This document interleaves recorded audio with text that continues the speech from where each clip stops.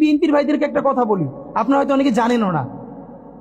পৃথিবীতে দ্বিতীয় ইতিহাস আছে কিনা মান্না ভাই জানলে বলবেন, আমি ভাইয়ের কাছ থেকে শুনতে চাইবো। জিয়াউর রহমান তো একজন সামরিক শাসক ছিলেন। একজন সামরিক শাসক সামরিক ফরমান জারি করে দেশে গণতন্ত্র ফিরেছে, পৃথিবীতে এই নজির নাই যেটা জিয়াউর রহমান করছেন। আপনারা কি জানেন এই যে জিয়াউর রহমান গণতন্ত্র ফিরাইলেন, যার মাধ্যমে আওয়ামী লীগও রাজনীতি করার সুযোগ পাইল বাকশালের পর, সেটা কিসের মধ্য দিয়ে? তখন তো সংসদ নাই, সংবিধান তো সংশোধনও করা যাইতেছিল না। কিসের মধ্য দিয়ে? জিয়াউর রহমানের সামরিক ফরমানের মধ্য দিয়ে। পৃথিবীর একমাত্র একজন সামরিক শাসক যিনি ফিল করলেন না সামরিক পন্থা দিয়ে করা যাবে না, গণতন্ত্রে ফিরতে হবে। এবং দেখেন হাসিনারে এবং আওয়ামী লীগের চরিত্রটাই হলো এইরকম, এর যে একটু ভালোবাসে তারই সে হত্যা করে। শহীদ প্রেসিডেন্ট জিয়াউর রহমান শেখ হাসিনাকে দেশে আসার অনুমতি দিছিলেন, সুযোগ দিছিলেন এবং বলছে থাক সবাই রাজনীতি করুক। আসার 1 মাসের মধ্যে জিয়াউর রহমান শহীদ হয়ে গেছে, 13 দিনের মধ্যে। এবার দেখেন এই যে আমরা এখন যারা সবাই করতেছি, সুতরাং এটা একটা বিষ। এই বিষের সাথে আমরা কিভাবে লড়াই করব? জাতীয় ঐক্যমত্য তৈরি করতে হবে। সুতরাং পলিটিক্যাল পার্টি এবং সবার প্রতি একটা কথা, প্লিজ আপনারা বিএনপিকে শতভাগ কর্নার করে দিন না। বিএনপি এই আধিপত্যবাদ বিরোধী লড়াইয়ের জন্য আমাদের একটা বড় শক্তি। এই শক্তিকে এত বেশি কর্নার করা যাবে না যাতে তারা গিয়ে আওয়ামী লীগের হাত ধরে ফেলে। তারা যদি আওয়ামী লীগের হাত ধরে ফেলে তাহলে লড়াইটা তো আমাদের জন্য আরো কঠিন হয়ে যাবে। বরং বিএনপির প্রতি আমাদের চ্যালেঞ্জ হলো, যেই বিএনপি বাকশালী সংবিধানের প্রতি প্রেম দেখাবে তার শহীদ জিয়ার ছবিটার সামনে এনে বলতে হবে যে এই বাকশালী সংবিধান তো জিয়াউর রহমানই ছুঁড়ে মারছিল। বেগম জিয়া বলেছেন এই সংবিধানকে ছুঁড়ে ফেলা হবে। ওমা এখন বেগম জিয়ার চেয়েও নতুন বিএনপি আসছে, বেশি প্রেমের বিএনপি। যেই শহীদ প্রেসিডেন্ট জিয়াউর রহমান ইসলামোফোবিক জায়গা থেকে বাংলাদেশের মুসলমান, বাঙালি মুসলমান সব আইডিয়াকে ধারণ করে বাংলাদেশের জাতীয়তাবাদ তৈরি করলেন। এখন একটা নতুন বিএনপি গজাচ্ছে, কেউ চেষ্টা করতেছে পুরো বিএনপিটাকে একটা ইসলামোফোবিক বিএনপি করা। এ কি ভাই? ইসলামোফোবিক বিএনপি সে কোথায় যাবে? সে কি দিল্লি যাইতে চায়? আমাকে আমাদের বিএনপির এক আপা টকশোতে বলল, আমসি তিনি লজ্জায় মরে যান, একটা মেয়ে কিভাবে এরকম একজনের বাসার সামনে বকাঝকা করতে পারে। তার মেয়ের সামনে তিনি এখনো যদি ধমক দেন মেয়ে কান্না করে ফেলবে, আর তার মেয়ের বয়সী মেয়েরা রাস্তায় এসে তারপর এরকম গালিগালাজ করতেছে একজন বয়োবৃদ্ধ মানুষকে। মানে মনে চায় কি, মাঝে মধ্যে মনে চায় আপনি কিছু বলবেন না, চক্ষু বন্ধ করে থাকবেন। মানে আমি উঠে বলবো করে যে আপনার এই মেয়ে ঠিকই তো আছে, ও তো জুলাইতে রাস্তায় নামে নাই। যেই মেয়ে গালিগালাজ করে ও তো জুলাইতে নামে ওর ঘর সংসার হারানোর পালা হয়েছে। একটা মেয়ের স্টেটমেন্ট দেখছেন, একটা মেয়ে বলতেছে যে আমি তো ইন্টার ফেল, টাইনে টুইনে পাস করছি, আমি কোটা মোটা দিয়ে কি করব। কি ভীষণ সত্য উচ্চারণ, বলতেছে এই কোটা দিয়ে আমি কি করব, আমি তো টাইনে টুইনে ইন্টার পাস করছি, আমি ফেল করছি, আমার কয়দিন পর বিয়ে হয়ে যাবে। কিন্তু আমার ভাইয়ের রক্ত দেখে আমি থামতে পারি না, আমি রাজপথে নামে আসছি। তা আপনারা রাজনীতিবিদরা যারা এই কথা বলেন না, আপনাদের বাচ্চারা ও লেভেল এ লেভেল পড়ে, এরপরে বিদেশ চলে যায়। যে কয়দিন ক্ষমতায় থাকেন দেশে এসে ঘুরে ফিরে আবারও বিদেশ চলে যায়। তা আপনার বাচ্চা তো বাংলাদেশে থাকেও না, বাংলাদেশে পড়ার, এবং দেখেন ছাত্র রাজনীতির পক্ষে তারা মরে যায়। একটা বাংলাদেশের পারলে আপনারা বলেন প্রধান সারির কোন রাজনৈতিক দলের কোন নেতার সন্তানেরা তার দলের ছাত্র রাজনীতি করে? একজন বলেন যে প্রত্যেকটা রাজনৈতিক দলের প্রথম 5-10 জন নেতার নাম বলেন। আমরা বলেছি ছাত্র রাজনীতি থাকতে হবে, লেজুরবাদী ছাত্র রাজনীতি না, ক্যাম্পাসে ছাত্র সংসদ হবে। কিন্তু খুব যুক্তি দেওয়ার চেষ্টা করেন।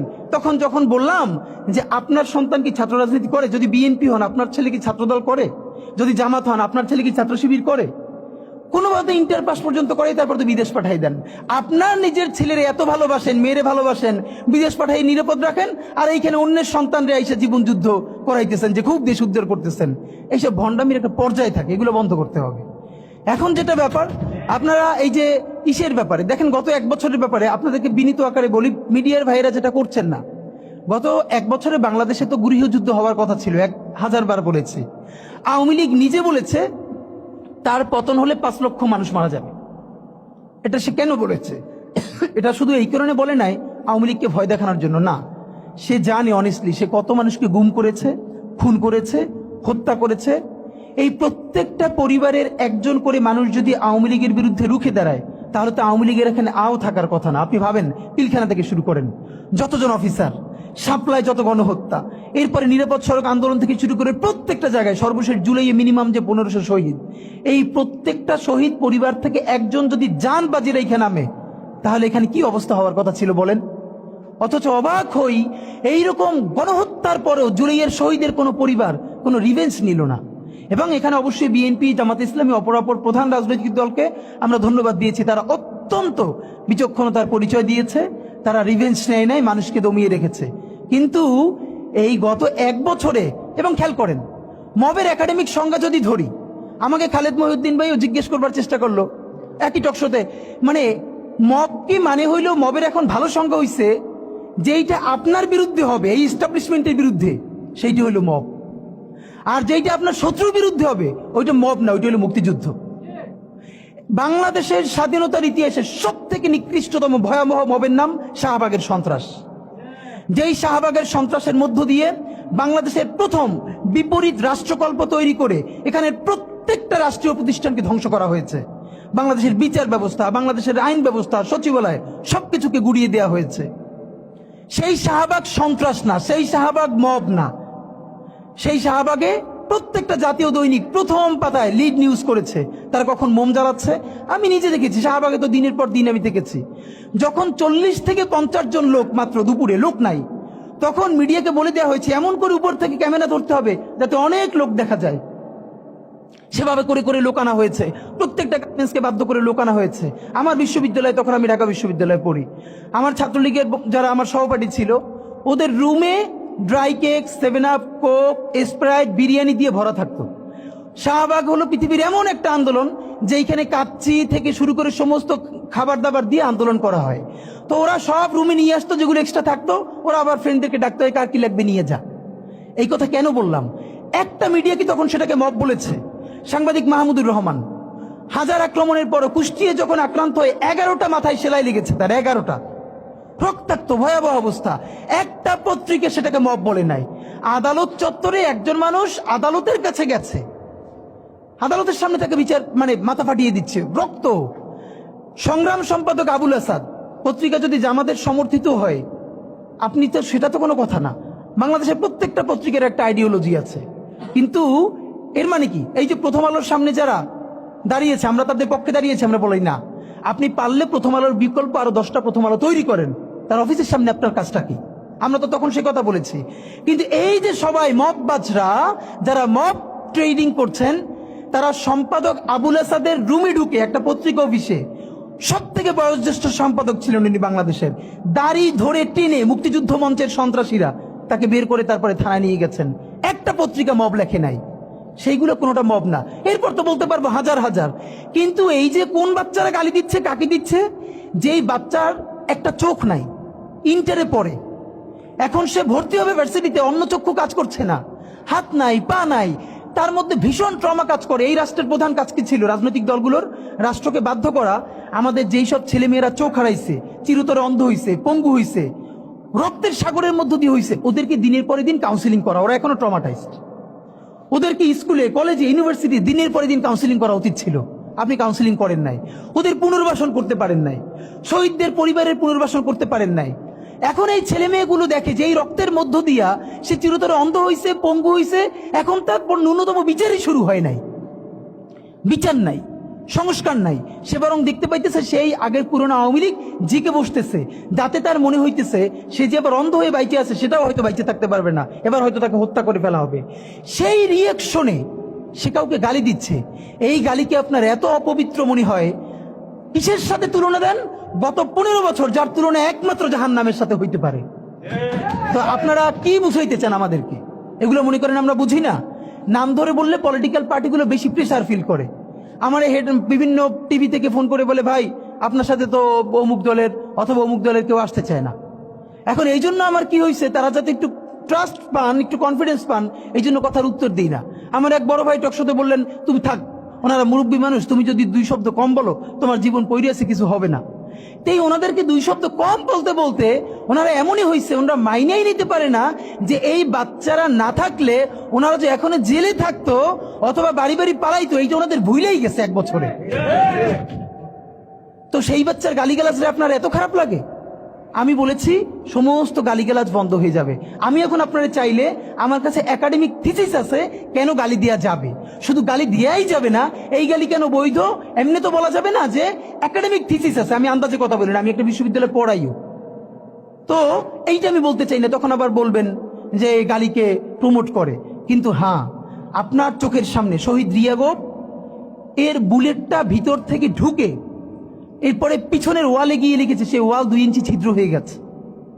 এই রাষ্ট্রের এমন কোন লিথাল ওয়েপন আর্মির কাছে, পুলিশের কাছে, বিজেপির কাছে ছিল না যেইটা সাধারণ নাগরিকের উপরে এই হাসিনা ব্যবহার করে নাই।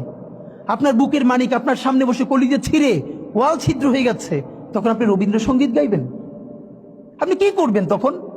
এখন মুশকিল হলো, এই গালি নিয়ে যারা কথা বলে তার কোনো সন্তান শহীদ হয় নাই, তার বাবা মাও শহীদ হয় নাই, কেউ অন্ধ হয় নাই, পঙ্গু হয় নাই, তাই গালি এত বিষ লাগে, আর আওয়ামী লীগ তার মধুর মতো লাগে।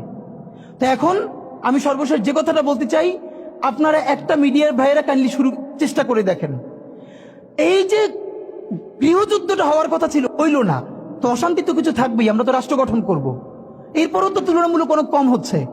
কেউ একটা মিডিয়া কেন বলতেছে না 1971-এর মহান মুক্তিযুদ্ধের পর 72 থেকে 75 বাংলাদেশে যেই পরিমাণ মব সন্ত্রাস হয়েছে, যেই পরিমাণ কেওয়াস হয়েছে, ইতিহাসে তা আর হয় নাই।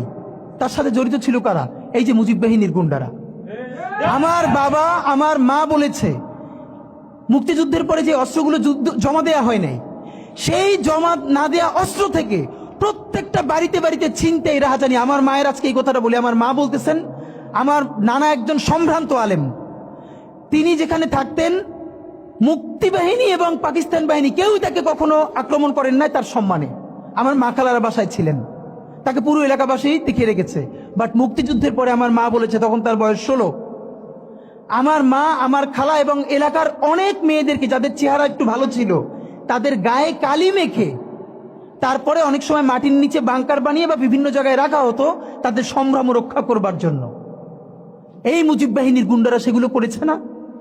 এমন কোন চিন্তা নেই। ব্যারিস্টার ফুয়াদ ভাই সেদিনকে বলেছেন, তার বাবা সে অসংখ্য সালিশ করেছে তাদের এলাকায়, যে এই গুন্ডাগুলো মুক্তিযুদ্ধের পর বিভিন্ন জায়গায় ছিনতাই করতো, তারপরে এলাকাবাসী আইনে গাছের সাথে বাইধে রাখতো, এরপর এলাকার মুরব্বীরা আবার সব উদ্ধার কইরা মানুষের কাছে কাছে দিয়ে আসতো। হওয়ারই কথা ছিল একটা নতুন রাষ্ট্র, আইন শৃঙ্খলা বাহিনী প্রতিষ্ঠিত হয় নাই, প্রচন্ড কেওয়াজ হবে, তারপরে নতুন রাষ্ট্র গঠন করতে হবে, আইন শৃঙ্খলা বাহিনী ঠিক করতে হবে, স্বাভাবিক তো। তাহলে মুক্তিযুদ্ধের পরের কেওয়াজ যদি আপনার কাছে মব না হয়, তাহলে এরকম তুমুল গণহত্যার পরে যখন গৃহযুদ্ধ হয়ে যাওয়ার কথা সেইটা হয় নাই, বরং এখনো এখানে এস আলম হাজার হাজার কোটি টাকা নতুন করে হাসিনার সাথে মিটিং করেছে, ইলেকশনের আগে বড় বড় ফিগারকে এখানে অ্যাসাসিনেশন করা হবে, গুপ্ত হত্যা করা হবে। পুরো এখানে ভারতীয় আধিপত্যবাদ এখানে সব থেকে বেশি অ্যাক্টিভ আছে। এখানে আওয়ামী লীগের হাজার হাজার কোটি টাকা, তার সচিবরা, তার পুলিশরা, তার পান্ডারা সব রয়ে গেছে। আর্মির মধ্যে একটা বড় অংশ রয়ে গেছে, কোনো সংস্কার করা হয় নাই, তারা বারবার স্যাবোটেজ করবার চেষ্টা করছে, এই রাষ্ট্রকে এই সরকারকে ফেল করানোর চেষ্টা করছে। তো আপনি মুক্তিযুদ্ধের পরে যে 3-4 বছর এইরকম রাহাজানি হয়েছে, সেটাকে যদি অটকুন দিতে পারেন যে নতুন রাষ্ট্র গঠনের আগে এই ঝামেলাটা হয়, তাহলে এই যে নতুন বাংলাদেশের স্বপ্নের মধ্যে এইগুলোকে আপনি বড় করে মপ করে ফ্রেমিং করেন, আপনি এই জবান যে আপনার না, এই জবান যে দিল্লির জবান, ভারতীয় আধিপত্যবাদের জবান, সেইটা বুঝতে আমাদের পিএইচডি করা লাগে না। সুতরাং জুলাই সনদের সাথে নির্বাচনের ক্ষেত্রে শুধু আমাদের 2 মিনিট কথা। নির্বাচন হতে হবে। আমি একটু ভদ্রতার সাথে এবং শ্রদ্ধার সাথে বিনয় আমি জানাচ্ছি যে ভাইরা যেটা বলেছেন সকল দল মিলে আগামী 20 বছর নির্বাচন না হোক, না, এটা আমরা চাই না। আমরা নির্বাচন চাই। মানুষ গত 16 বছরে ভোট দিতে পারে নাই। মানুষ আনন্দ নিয়া শীতের সকালে বাচ্চা কাচ্চাকে কুয়াশার মধ্যে লাইন দিয়ে দাঁড়াই থাকবে, ভোট দিবে। আমরা সেই বাংলাদেশ দেখতে চাই। আমরা নির্বাচন চাই, নির্বাচন হতেই হবে। এই নির্বাচনকে বানচাল করবার জন্য দিল্লি থেকে শুরু করে আওয়ামী লীগ হাজার হাজার কোটি টাকা নতুন করে এখানে বিনিয়োগ করছে। নির্বাচন লাগবে, তবে আমাদের প্রশ্ন হলো সেই নির্বাচনের ম্যান্ডেট হবে কি?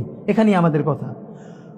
কোন ধরনের আপোষ ছাড়াই নতুন নির্বাচন হইতে হবে জুলাই সনদের ভিত্তিতে, এইটাই আমাদের কথা। জুলাই সনদের ভিত্তিতেই নির্বাচন হতে হবে এবং জুলাই সনদের বৈধতা নির্বাচনের আগেই দিয়ে সেইটার ভিত্তিতে নতুন নির্বাচন হবে, যেই নির্বাচনের ম্যান্ডেট থাকবে নতুন সংসদে নতুন বাংলাদেশের জন্য আমাদের রাজনৈতিক দলগুলো মিলে নতুন সংসদের নতুন সংবিধান উপহার দিবে।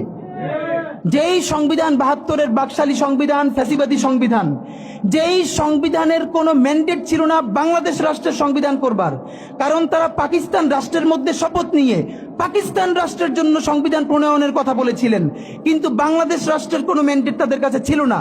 তারপরে তারা সংবিধান রচনা করেছেন, এরপরেও তারা একটা সেই সংবিধানকে লেজিটিমেট করবার জন্য একটা গণভোট দেন নাই। এরপরে যারা 73-এর একটা ভোট চুরির নির্বাচন দিয়েছে, সেই 73-এর নির্বাচনের ভোটের ইশতেহারের মধ্যেও তারা এই সংবিধানকে তারা লেজিটিমেসি দেন নাই, ইশতেহারে রাখেন নাই। সেই সংবিধানকে যুগের পরে যুগ আমরা বয়ে বেড়াবো, সেই দায়বদ্ধতা তো আমাদের নাই। এবং সেই সংবিধান কেমন ফ্যাসিস্ট সংবিধান করা হয়েছে, যেইটার সাংবিধানিক ভিত্তি দিয়েই আপনি একটা কথা বলতে পারবেন, এই যে সবাই বলে আইনের কথা, বলেন তো পারলে একটা কথা, হাসিনা কোনটা বেআইনি কাজ করছে? না, হাসিনা একটাও বেআইনি কাজ করে নাই। সে সমস্ত হত্যা, গুম, খুন এই সংবিধানের আইনের ভিত্তিতেই করছে। সে এই সংবিধানকে ডাস্টবিন বানিয়ে তত্ত্বাবধায়ক সরকার বাতিল করেছে, যা ইচ্ছা করে তাই করেছে। এবার তো সে তো বেআইনি কিছু করে নাই, কথা তো সত্য। আমার বিএনপির ভাইদের প্রতি শুধু একটা আফসোস লাগে, কারো কারো দেখি 72-এর সংবিধানের প্রতি তাদের কি গভীর প্রেম, যেই সংবিধানের মধ্য দিয়ে বাকশাল এসেছে, যেই সংবিধান গণতন্ত্র হত্যা করেছে। আজকে বিএনপির